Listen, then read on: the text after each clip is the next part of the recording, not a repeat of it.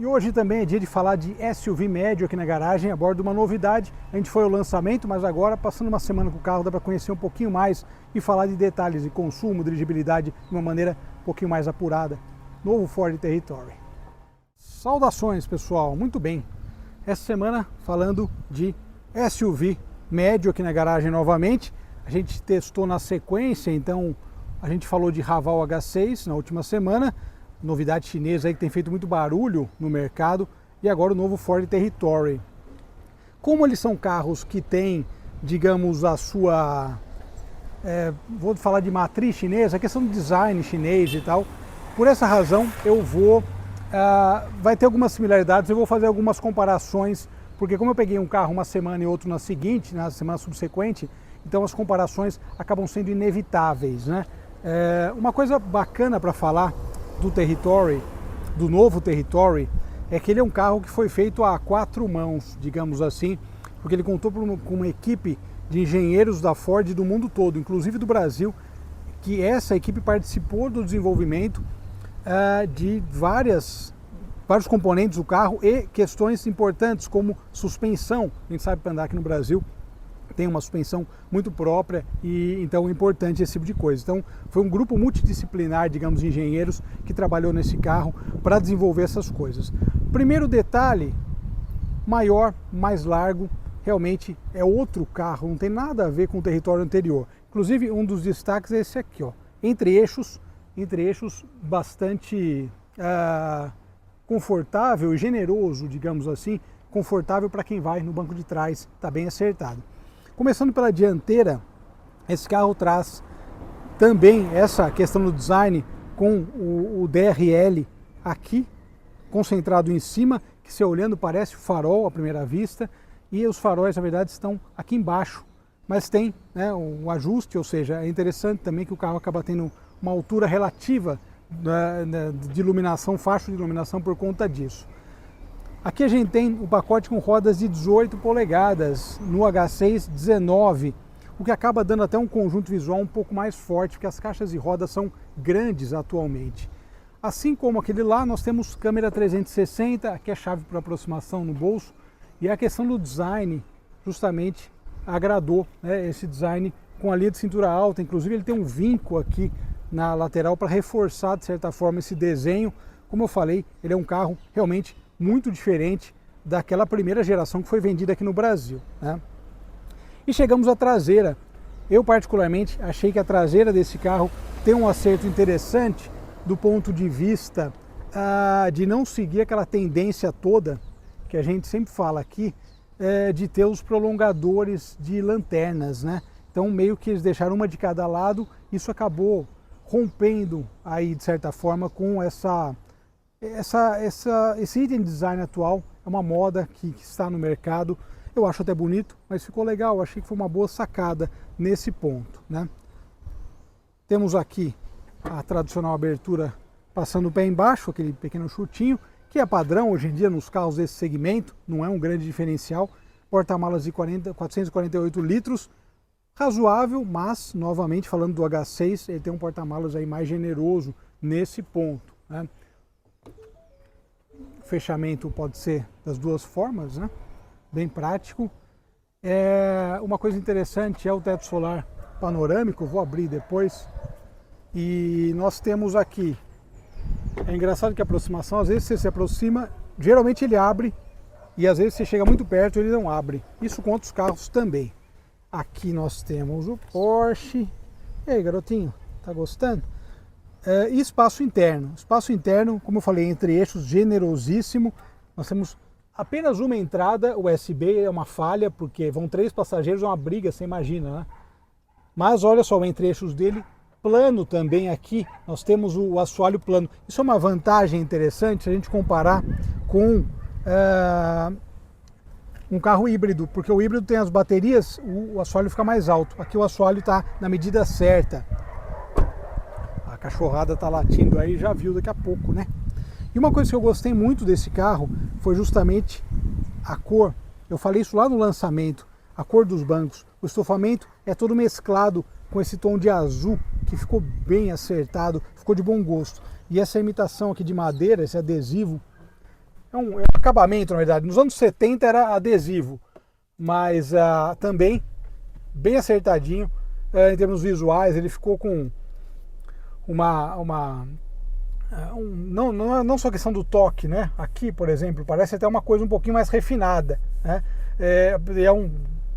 Trabalhado, né? Enfim, ficou bem feito. O acabamento é um carro que você entra nele, você tem uma sensação de que é um carro com bom acabamento. Isso é bem interessante.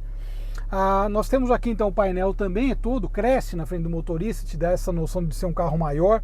Outra questão também dos carros atuais, um console, a gente só via isso em carros ainda mais caros, né? Mas o console, assim como no caso do H6 também, console grande, te dá uma ideia de que você está comprando algo mais caro. É interessante essas coisas de marketing, né? Muito interessante. E a tela, o conjunto de telas aqui, que a Mercedes inaugurou essa ideia e as marcas embarcaram nisso, mais prático também para usar, enfim, você vai ali mexendo, tocando e resolve a questão. Aqui a gente tem um negócio interessante, comentando sobre ergonomia. Daqui a pouco a gente vai dirigir para comentar sobre isso. Os bancos são bem confortáveis, aliás, essa é uma característica de carro desenvolvido na China, conforto. Os caras têm essa preocupação, principalmente um segmento para cima, é interessante, é um fato a ser notado. Volante de 3 raios, multifuncional, tem aqui os comandos de áudio, tem os comandos ali também.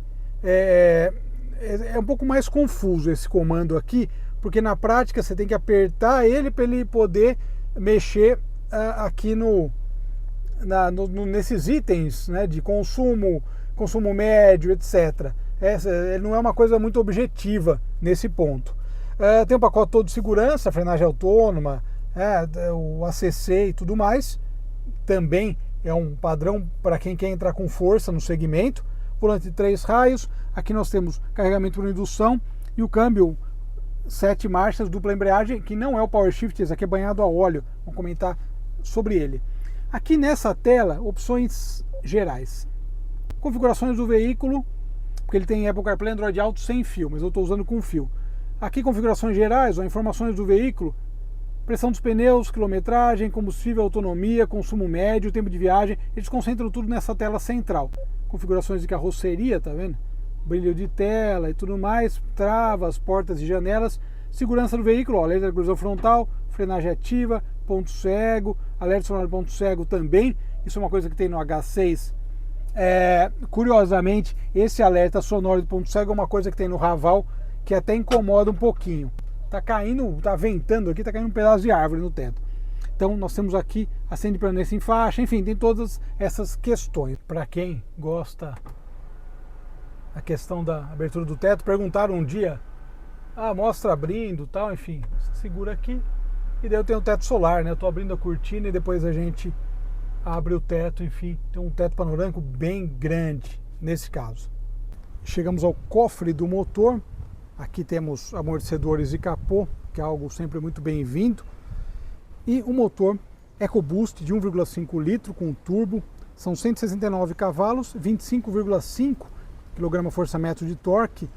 E no México é vendido a opção com 187 cavalos do motor de 1,8 litro. Muito bem, pessoal. Entrando aqui na rodovia dos Bandeirantes, estou fazendo as impressões no sábado, né? Tem um trechinho que eu gosto de dar uma volta aqui, você consegue medir consumo, a dinâmica do carro.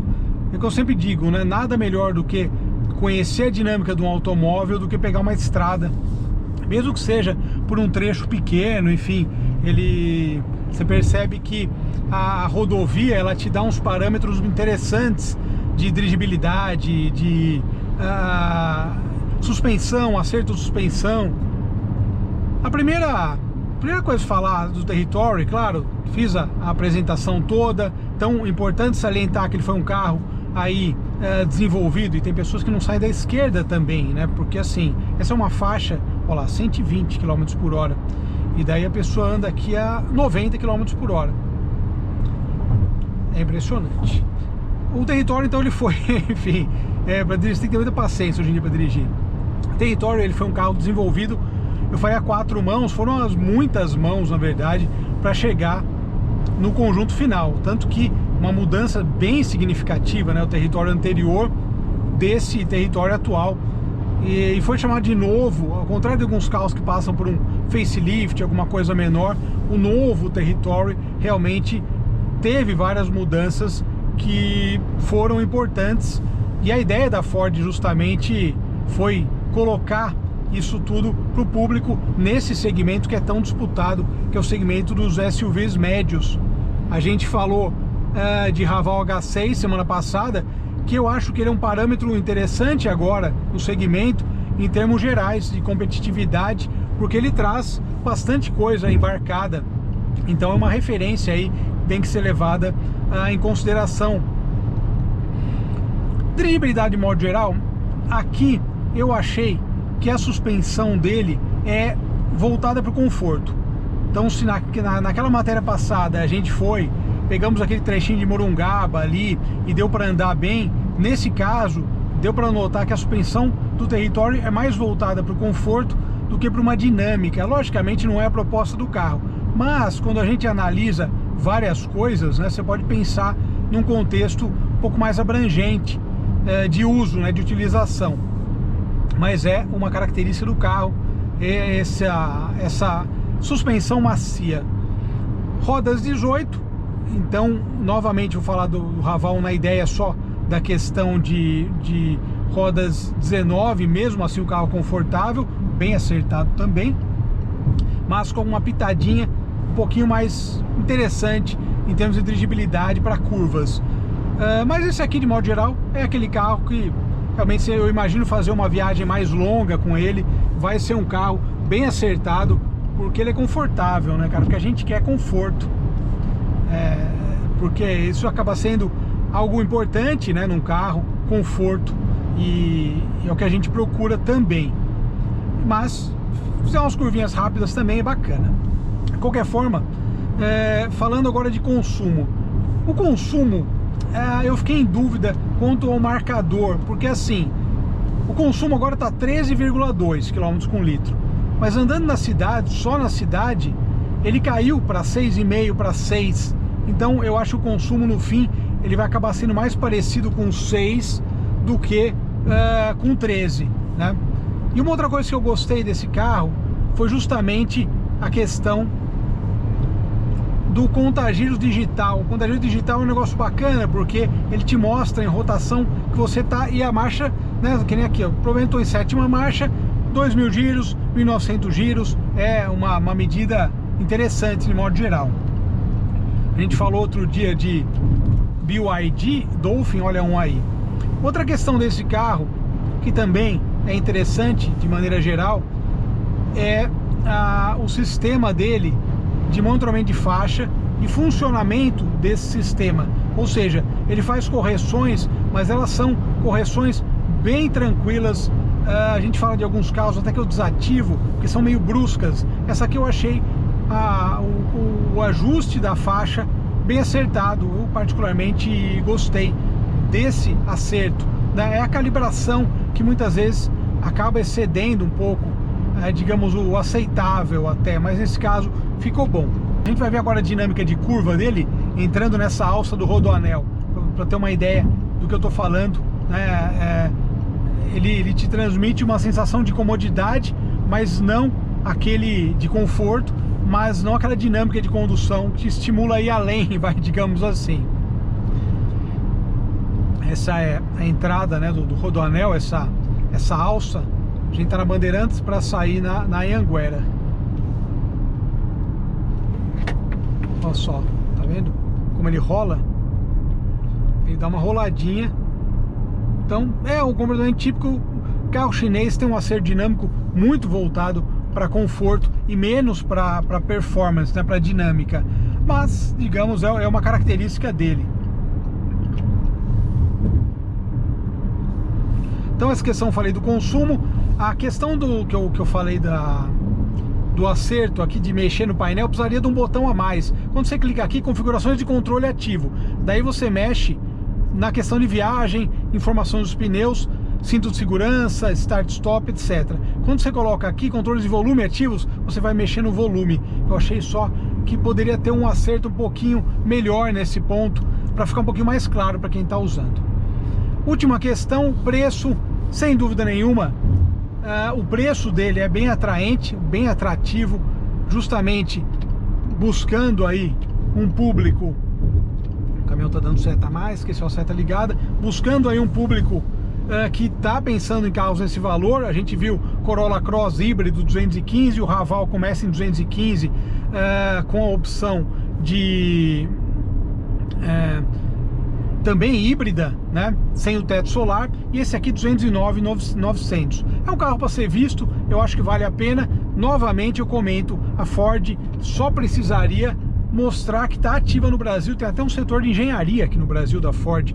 A Ford, eu acho que ela precisaria realmente aparecer no mercado e avisar, pô, estamos aqui. Eu vi outro dia final da Libertadores, aliás, semifinal da Libertadores, Palmeiras e Boca Juniors, e patrocínio Ford Ranger. Ou seja, eu acho que precisavam mostrar que a marca está aqui com outros produtos para o público saber que a Ford continua aqui no Brasil e tem produtos interessantes como o Bronco, que é um carro que eu gosto muito.